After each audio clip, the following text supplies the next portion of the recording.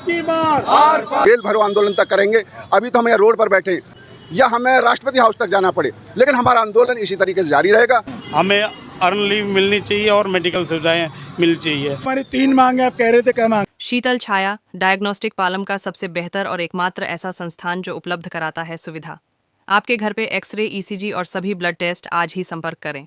शीतल छाया diagnostic या call करें 82855000। नमस्कार दोस्तों, पालम न्यूज़ पे आपका स्वागत है। तो दिल्ली नगर निगम के एमटीएस कर्मचारी जो हैं वो पिछले 11 दिनों से जो है वो हड़ताल पर बैठे हुए हैं। उनकी कई मांगे जो हैं वो हैं और उनके द्वारा ऐसा कहा जा रहा है कि निगम के द्वारा जो है वो पिछले 30 वर्षों से उनका शोषण किया जा रहा है।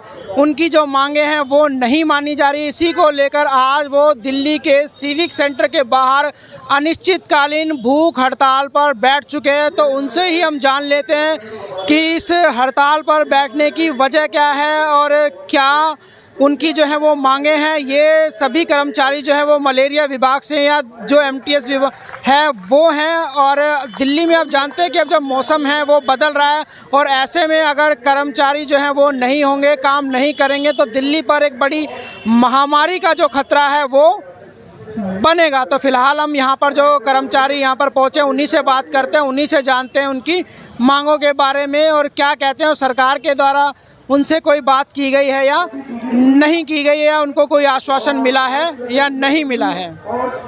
तो करीबन पिछले 11 दिन से यहाँ पर जो निगम के कर्मचारी हैं एमटीएस, डीसीबी, मलेरिया विभाग से हड़ताल पर बैठे हैं, या मैं कहूँ कि अनिश्चितकालीन हड़ताल पर, भूख हड़ताल पर यहाँ पर अपनी मांगों को लेकर बैठे हैं। तो आप तस्वीरों में देख सकते हैं कि किस तरीके से हाथ में बोर्ड लेकर सड़कों पे ये सारे कर्मचारी दिल्ली के सिविक सेंटर के बाहर बैठे हुए हैं और जिसमें पुरुष और महिलाएं जो हैं वो भी शामिल हैं। करीबन 5000 कर्मचारी हैं। अबकी बार आर पार, अबकी बार आर पार।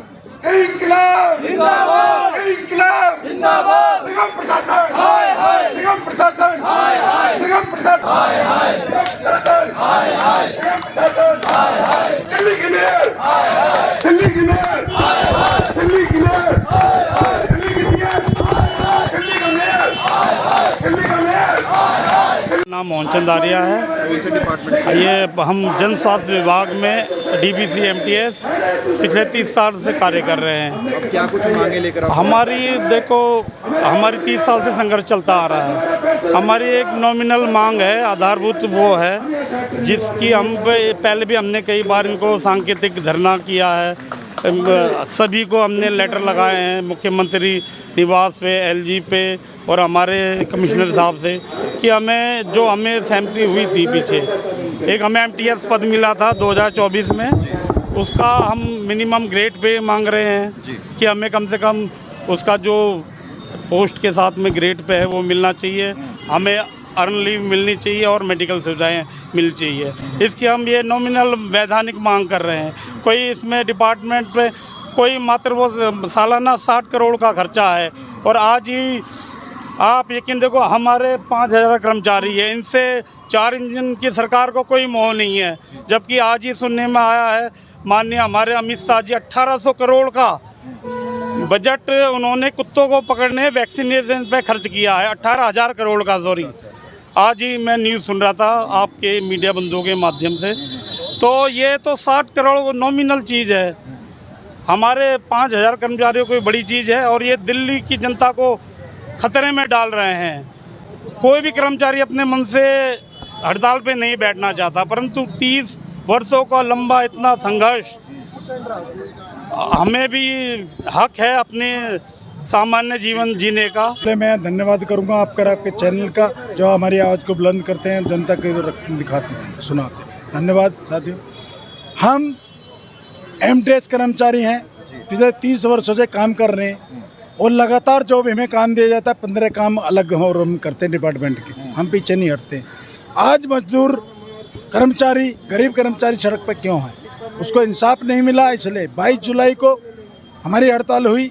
उसके अंदर हमारी madam Satya Sharma ji, standing chairman जी, और हमारे हेल्थ चेयरमैन मनीष चड्ढा जी और इसके अलावा हमारे अधिकारी, हमारे अपने तीनों MHO, वेलफेयर वाले और हमारे एडिशनल कमिश्नर साहब पंकज अग्रवाल जी, वो सब बैठे थे। हमारी यूनियन के लोग थे और बाकी बैठे। उन्होंने हमसे वादा करा, आप दिल्ली की जनता को देखते हुए आप हड़ताल हटा दो और हम आपका 1 हफ्ते के अंदर हिसाब फैसला कर देंगे। 1 हफ्ता बीत गया, 15 दिन चले गए, 1 महीना चला गया, 2 महीने चले गए, 3 महीने चले गए, लेकिन इनको अभी तक कोई सुध नहीं लगी। ये बार बार कहते हैं समय चाहिए। अभी 16 सितंबर को हमारी मीटिंग हुई, उसके अंदर भी ने कहा हमें समय चाहिए। हमने उनको कहा हमें लगता 30 साल का समय दिया, 2 साल पहले MTS बने, वो समय हमने आपको दिया। अब फिर अभी 18 दिन का समय दे रहे हैं। अभी 18 दिन आपके अंदर है, 28 सितंबर तक आपको समय करे, लेकिन अगर आप नहीं मानेंगे तो 29 सितंबर से हम हड़ताल पर जाएँ। 29 तारीख से हम हड़ताल पे हैं। आज हमें 11वां दिन है, लेकिन इनको समय चाहिए। अब कहाँ तक जो है लड़ाई जाने वाली है? हमारी लड़ाई ये है, हमारी 3 मांगे, आप कह रहे थे क्या मांगे? हमारी ये 12 जोन है दिल्ली के, 12 जोन में 6 जोन के अंदर सैलरी दी जा रही है 27,900 और 6 जोन के अंदर 16,000, 17,000, 18,000 दी जा रही है। और आज को पता है ऐसी दिल्ली में के अंदर 17, 16, 18,000 के अंदर गुजारा नहीं होता। ना बच्चों को हम पढ़ा पा रहे हैं, ना बच्चों को हम शिक्षा दे पा रहे हैं। जो आती है सैलरी वो भी टाइम पे नहीं आती, वो भी टाइम पे नहीं आती है। लेकिन क्या उस 17,000, 18,000 के अंदर कोई खर्चा चला के दिखाए? ना हम बिजली का बिल भर पाते, ना हम अपना किराया दे पाते, ना बच्चों को हम पढ़ा पाते, ना अपने बूढ़े माँ बाप को हम इलाज कर पाते, ना ही अपने बच्चों की शादी कर पाते। पहली मांग तो ये हमारी सैलरी की।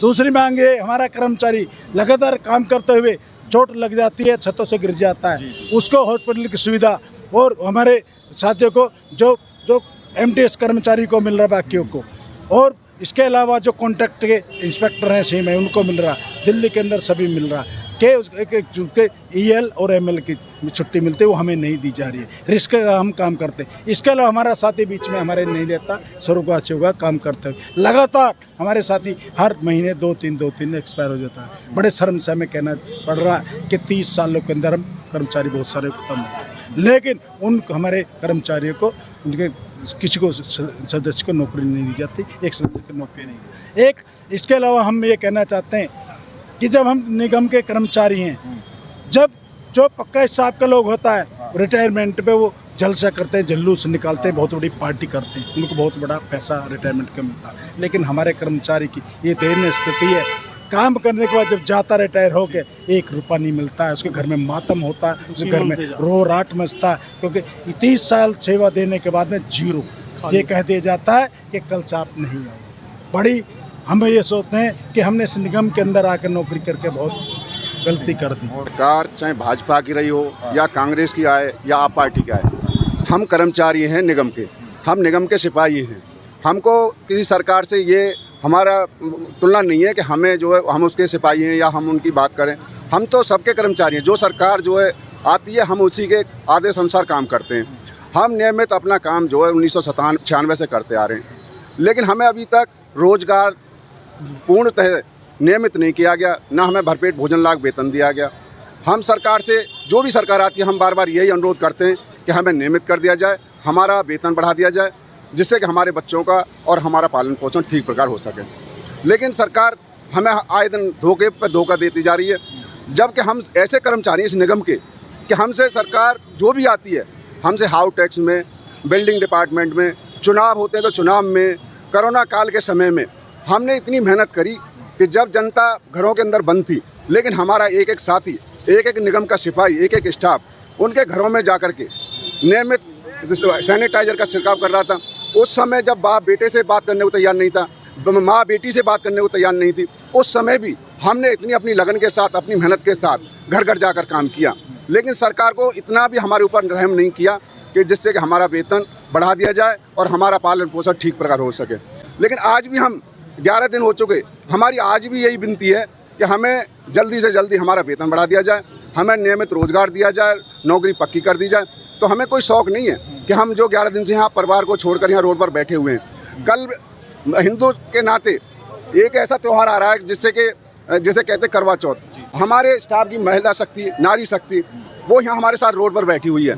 यह कितनी शर्मिंदगी की बात है सरकार के लिए कि जो अपने परिवार के साथ जा कर के वो अपना त्यौहार नहीं मना सकती।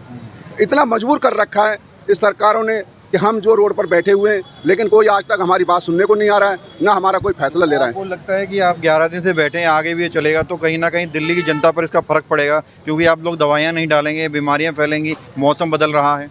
देखिए, जनता से हमारा पहले से लगाव है।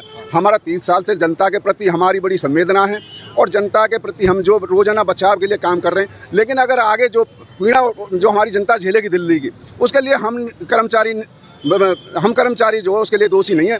जो ये सिविक सेंटर के अंदर बैठे हुए उच्च अधिकारी हैं, जो सरकारें हैं, वो इसके लिए दोषी हैं, क्योंकि हमारा तो जनता से प्रति लगाव है। लेकिन इसके लिए पूर्णतः दोषी होगी तो ये सरकार होगी और ये जो बैठे उच्च अधिकारी हमारे वो दोषी होंगे। देखिए, हम जो आने वाले टाइम में सीएम तक घेराव करेंगे।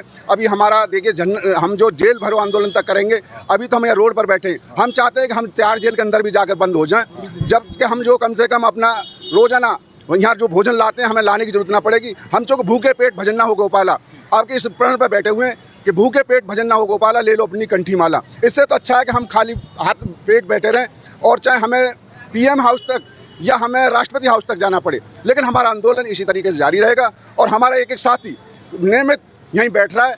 5000 से ज़्यादा हमारे कर्मचारी हैं, 5200 कर्मचारी, 5000 कर्मचारी। हम रोजाना धरना स्थल पर बैठे रहेंगे। और अभी तो हम जो यहाँ पर अधिकारियों के पास भी जा रहे हैं, नेताओं के पास भी जा रहे हैं, और हम अभी तो दिल्ली में पूरी में रिंग रोड पर पूरे पर आंदोलन करेंगे। रिंग रोडों पर पूरी दिल्ली के अंदर घूमेंगे, चाहे हमें कहीं तक भी जाना पड़े। हम जो अपने आंदोलन को जारी रखेंगे, क्योंकि अब हमारी उम्र निकल चुकी है। हमने अपने जीवन का एक एक पल, पूरा जीवन हमने अपना न्यौछावर कर दिया अपने निगम के लिए। तो इसलिए हम दिल्ली की जनता को बचाने के लिए अभी भी हम तैयार हैं। अगर आज हमारी अधिकारी बात सुन लें, हमारा फैसला कर दें, तो हम कल से अपने काम पर सुचारू रूप से चले जाएंगे। मांगे तो 30 साल से बेचारे मजदूर हम बैठे हैं। 30 साल क्या, साथी रिटायर भी हो गए कुछ हमारे। ना तो कोई परमानेंट सैलरी है, ना कोई सैलरी बढ़ती है। दिल्ली मजदूर 16,000 रुपये मिलते हैं इनको। 16,000 में आज दिल्ली के अंदर रह के क्या घर चल सकता है? ना कोई मेडिकल फैसिलिटी है, ना बच्चों के लिए स्कूल की एजुकेशन फीस के लिए है। अब 16,000 में या तो बच्चों को पढ़ा ले या फिर आपका वो कर ले, क्या मेडिकल सुविधा देंगे? आज बीमारी इतनी हो रही है, आप लोग देख रहे हो, बीमारियों का घर ही भरा हुआ है हिंदुस्तान में। तो इस विषय में सारी चीज़ देखते हुए, ना तो तनख्वाह बढ़ रही है, सैलरी बढ़ जाए, परमानेंट नहीं करते, सैलरी तो बढ़ाए जो कि अपना घर से चल ही सकते हैं। उसके बावजूद भी सरकार नहीं मान रही है कि पहले भी इलेक्शन से पहले थे कुछ कहते वादे, इलेक्शन का इंतज़ार भी करके सरकार भी अब तो ट्रिपल इंजन सरकार हो गई है बीजेपी की।